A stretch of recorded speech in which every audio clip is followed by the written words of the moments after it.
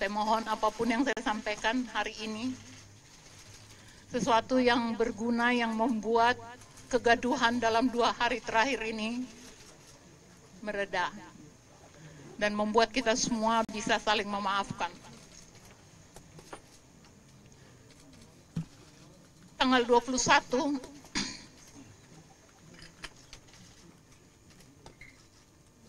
saya mendatangi rumah sakit khusus bedah, menemui Dr. Sidik Miharja, ahli bedah plastik. Kedatangan saya ke situ karena kami sepakat beliau akan menyedot lemak di pipi kiri kanan saya. Dr. Sidik adalah dokter ahli bedah plastik yang saya percaya, yang saya sudah 3-4 kali ke sana. Tetapi setelah operasi dijalankan pada tanggal 21, tanggal 22-nya pagi saya bangun, saya melihat muka saya lebam-lebam secara berlebihan atau secara tidak seperti yang saya alami biasanya.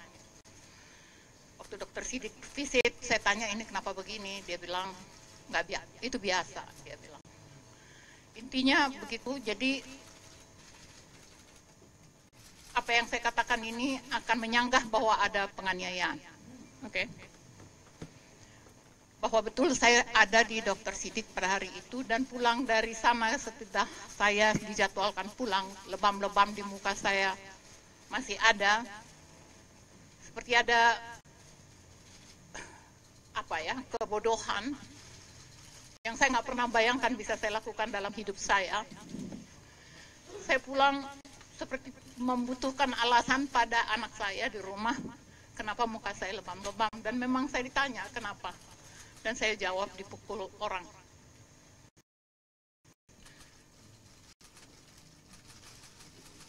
Jawaban pendek itu dalam 1 minggu ke depannya kan terus dikorekkan, namanya juga anak, lihat muka ibunya lebam-lebam, kenapa? Dan saya nggak tahu kenapa, dan saya nggak pernah membayangkan bahwa saya akan terjebak dalam kebodohan seperti ini. Terus mengembangkan ide pemukulan itu dengan beberapa cerita seperti yang diceritakan. Ada kebenarannya dengan apa yang saya katakan pada anak-anak saya. Jadi selama seminggu lebih sebenarnya cerita itu hanya berputar-putar di keluarga saya dan hanya untuk kepentingan saya berhadapan dengan anak-anak saya. Tidak ada hubungannya dengan politik. Tidak ada hubungannya untuk keluar. Tapi setelah sakit di kepala saya mereda dan saya mulai berhubungan dengan pihak luar,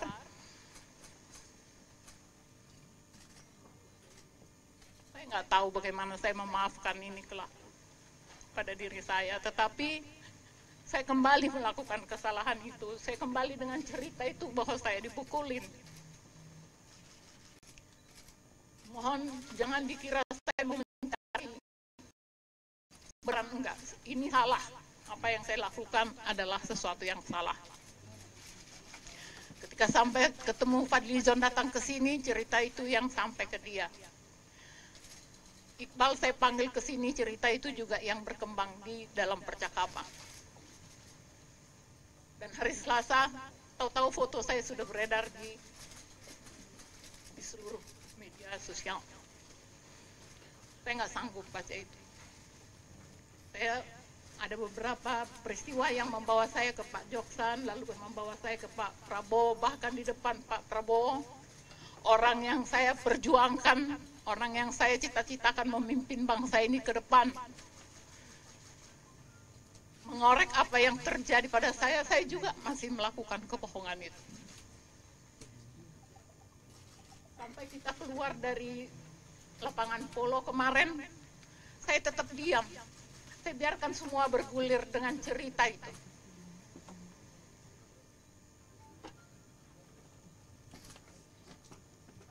Lapangan polo sebenarnya saya merasa betul ini salah. Waktu saya berpisah dengan Pak Prabowo, Amin Rais, saya sebenarnya tahu di hati saya ini salah. Tapi saya nggak mencegat mereka.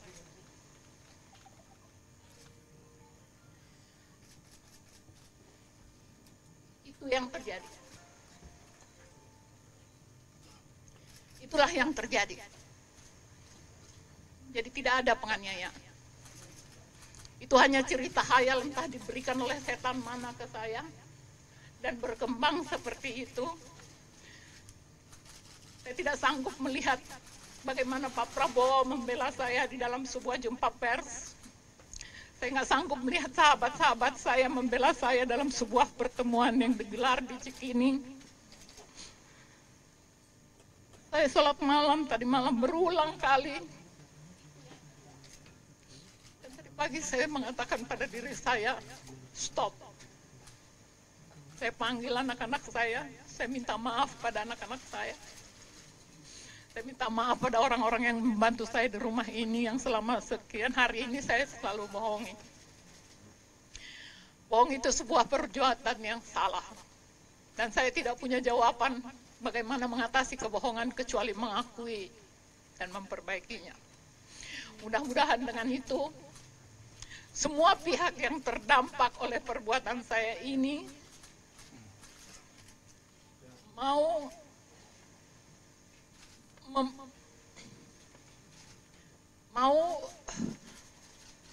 menerima bahwa saya hanya manusia biasa. Perempuan yang dikagumi banyak orang itu juga bisa tergelincir. Untuk itu melalui forum ini juga saya dengan sangat memohon maaf kepada Pak Prabowo, terutama pada Pak Prabowo Subianto, yang kemarin dengan tulus membela saya, membela kebohongan yang saya buat. Saya nggak tahu apa rencana Tuhan dari semua ini, tapi saya berjanji saya akan memperbaiki ini dan memulihkan perjuangan kami yang sekarang ini sedang terhenyak. Saya memohon maaf pada Bapak Amin Rais yang juga dengan sabar mendengar kebohongan saya kemarin dan ikut jumpa pers. Saya meminta maaf kepada teman-teman seperjuangan di koalisi 02. Sekarang ini saya melukai hati kalian. Sekarang ini kalian bikin saya ini membuat kalian marah. Demi Allah saya tidak berniat seperti itu dan saya berharap Tuhan memberikan pada saya kekuatan pada kita semua agar kejadian ini tidak mempengaruhi perjuangan kita. Saya juga minta maaf kepada ibu-ibu, emak-emak yang selalu menyebut nama saya di dalam perjuangannya. Aku tahu kalian kecewa, tapi begitulah hidup kita lihat. Bukan bagaimana Anda melihat aku, tapi bagaimana kita melihat rakyat. Saya ingin tetap emak-emak berjuang di garis itu. Ratna could be somebody, could be nobody. Tapi kalian adalah emak-emak Indonesia yang akan terus berjuang. Aku juga meminta maaf pada semua pihak, semua yang terkena dampak dari apa yang saya lakukan. Saya juga meminta maaf pada semua pihak yang selama ini mungkin dengan suara keras saya kritik dan kali ini berbalik ke saya. Kali ini saya pencipta hoax terbaik ternyata. Menghobohkan sebuah negeri. Mari kita semua mengambil pelajaran dari kejadian ini. Juga kawan-kawan, bangsa kita ini sedang dalam keadaan tidak baik. Seperti apa yang saya lakukan ini, seperti apa yang kita hebohkan selama ini, segala sesuatu yang tidak penting mari kita hentikan.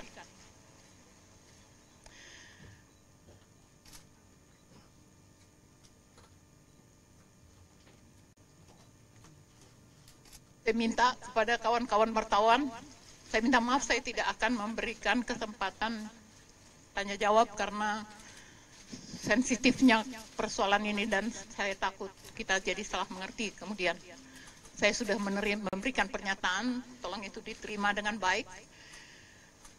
Dan dengan adanya klarifikasi ini saya harap, saya meminta agar tidak ada lagi polemik setelah hari ini.